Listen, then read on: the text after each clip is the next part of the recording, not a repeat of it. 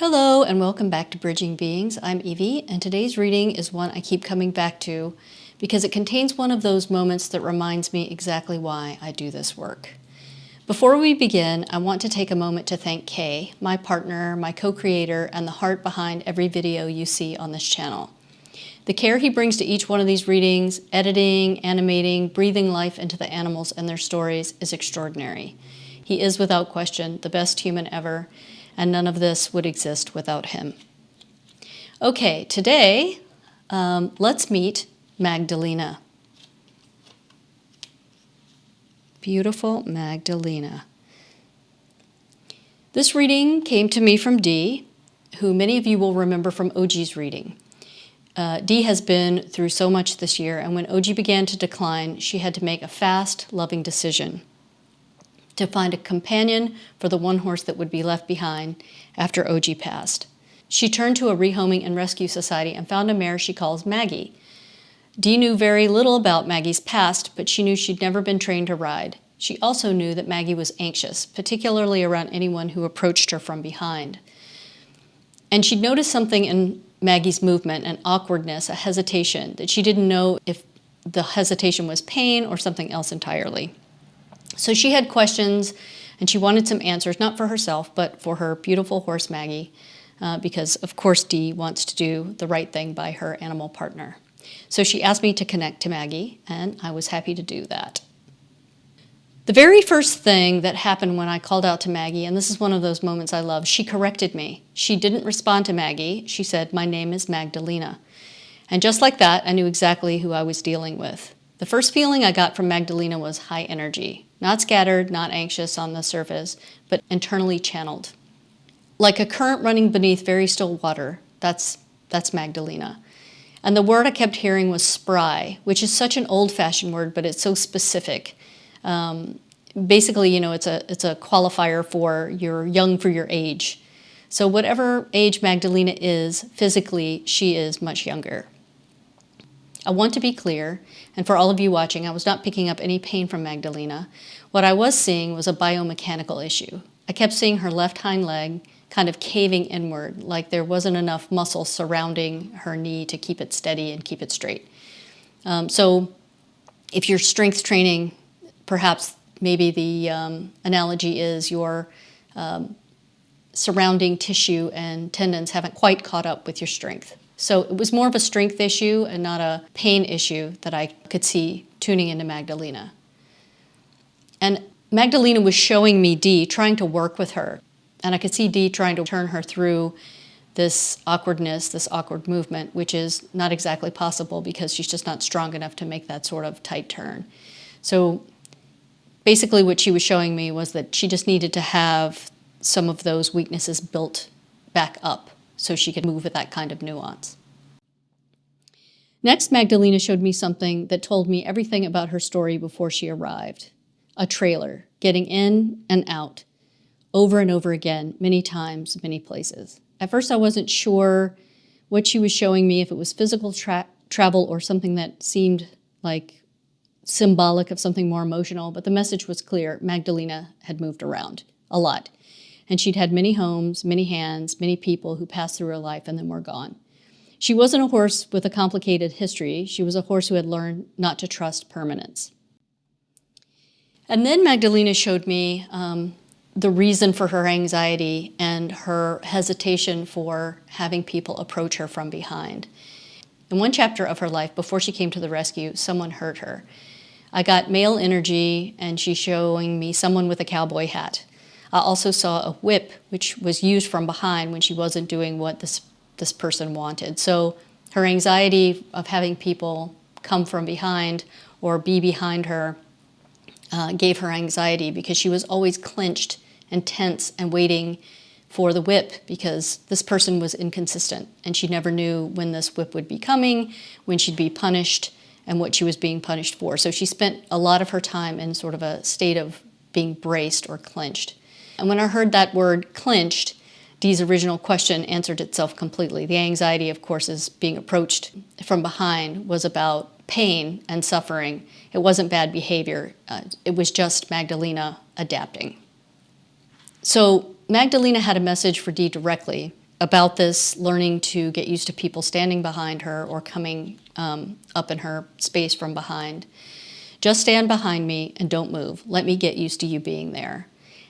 Very much a calm, asking, providing tremendous clarity for Dee and what she needs. She definitely wants to cooperate. That was one of the messages I gave back to Dee, is that she wants to learn. She's extraordinarily intelligent. She picks up things very quickly. She has a strong will and she's fierce, but she's curious and she really wants to please her human partner. And that came through very clearly.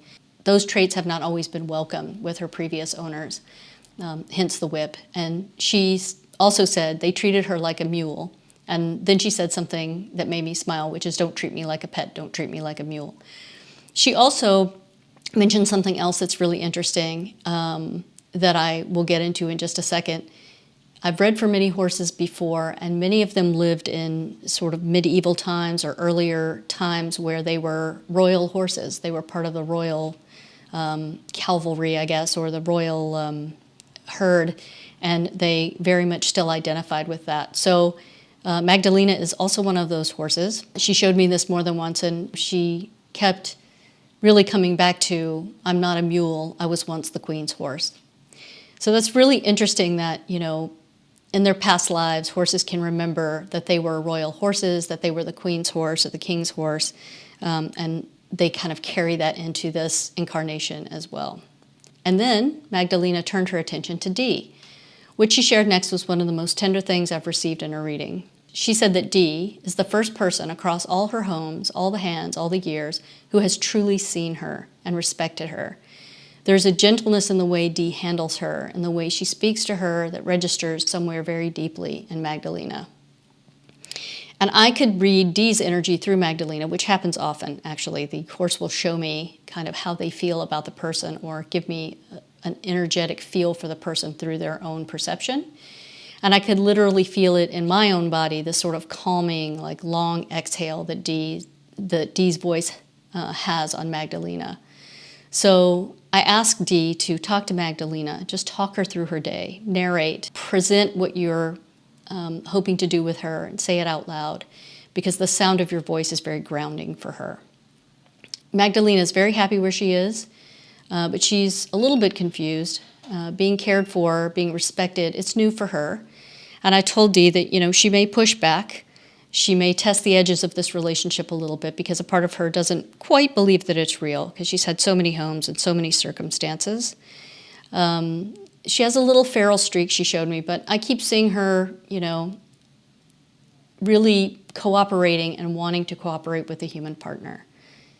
She also showed me herself and other horses being pursued and captured. So whether that's literal or emotional, that's how she has experienced coming into human care. She feels like she was sort of captured and rounded up. But she does want a forever home. She wants a forever partner, and she's open, however tentatively or carefully, to the idea that she has finally found the one and her forever home. So after this reading, I sent the reading back to Dee, and she came back with the response. And I was really pleased to hear, some of the validation from her response, and also, that she confirmed the movement issues. So the movement, the anxiety, the history of many homes, she confirmed that Magdalena is a standardbred, which I'm not familiar with different types of horses, and that's by design. I really don't want to know too much and have that cloud my ability to channel and really tune in. She was registered under the name Malaga, and that she is 6 years old, and she'd been told that Magdalena had never raced. The thing that sort of surprised me, and didn't really surprise me, is Malaga and Magdalena, so it makes perfect sense. Dee also told me that she has a history of racehorses in her family, that she thought that was the perfect name for a racehorse, and she thought about naming one of her racehorses Magdalena for a very long time, so that resonated as well. She said she'd never used it, but she will now. The name was already waiting for Magdalena. Magdalena just needed to show up, and here she is. She was just simply waiting for Dee, the human who would be her forever human. So beautiful, beautiful animal partner, and Dee, as always, such an incredible human horse partner. Just incredibly tender and gentle human being from Magdalena's eyes. Just to kind of close up with Dee's final remarks, she did send me a note back that says, "This reading has given me so much clarity on how to move forward with Magdalena to develop a partnership and a friendship that will give us enjoyable adventures together." And honestly, that truly is what Magdalena wants. She doesn't want a handler or an owner. She wants a partner, and in Dee, she will absolutely get that. I think Magdalena's been waiting for a very long time to be found, and Dee is the right person to find her. We are going to move on to our animal card reading. If this reading moved you, please leave a comment below. I would love to hear from you. If you like this type of content, this video, please like and subscribe. It helps my tiny little channel, which is growing. I'm very happy about that, but certainly still could use some subscribers for sure. And if you'd like a reading for your own animal companion, you can see how to do that. The link is in the description for this video and the channel overall. So let's see what our animal cards have to say. We'll move our beautiful friend Magdalena over here. Do a little bit of shuffling. I've said this several times. I am a miserable shuffler of cards. I have tiny hands and I have not good shuffling ability, so pardon me. Ooh. All right, I'm going to take that one. I call it a jumper. Oh, the hummingbird. I love hummingbirds. Okay. And the sea serpent. All right. Let's meet our two animal card friends for the day. So hummingbird, positive, enthusiastic, spiritually resourceful. Oh, this sounds like Magdalena already. Inside the tiny hummingbird resides an endless well of energy and positivity. The hummingbird's secret is that it has learned where to gather nectar, and it returns to these sources daily for nourishment and rejuvenation. The sacred elixir springs from many sources, but usually involves nature, creativity, and exploring spirituality. Follow the way of the hummingbird, and you cannot go wrong. Every droplet of life becomes sweet, every moment worth savoring. Oh, Magdalena, that's fantastic, because you are headed to the life where every moment is worth savoring. When in balance, smart, curious, loves to learn. Definitely Magdalena, as we've heard in this reading and from her energy. When out of balance, pushy, insistent, sharp. To bring into balance, take a class. Ah, perfect. So she will be training with Dee, and she will be learning new things. So take a class it is. So that's wonderful. And I think for all of us, having a little bit more positive energy goes a long way these days in the world we live in, but for sure. Thank you, hummingbird. One of my personal favorites. Okay, let's move on to the sea serpent. All right, the sea serpent. Healing emotional wounds, expressing desires. The sea serpent represents the energy of expression, whether it's emotions, creativity, sensuality, or desire. The sea serpent helps us move and direct our energy into a healthy current. When the essence of this card is in balance, we express ourselves creatively and sexually without fear or shame. We know what we desire most. Our hearts are at ease and our relationships are meaningful and enduring. We loosen the grip of self-judgment and we let the cool waters of forgiveness in to heal our wounds. When the energy of the sea serpent is not yet activated, our emotions and creativity are left in the muddy waters. The current of expression stagnates in some areas of our lives, and in other places it floods. It's important to remember, no matter what the waters of our emotional lives look like, the sea serpent loves us just the same. Like a mother, she wraps us around in a gesture of protection, and she supports us as we learn to express our true nature. That could not be any more fitting for Magdalena, considering the life that she had before and the life that she's coming into now with Dee, really finding her forever home and learning how to express herself in the most authentic way.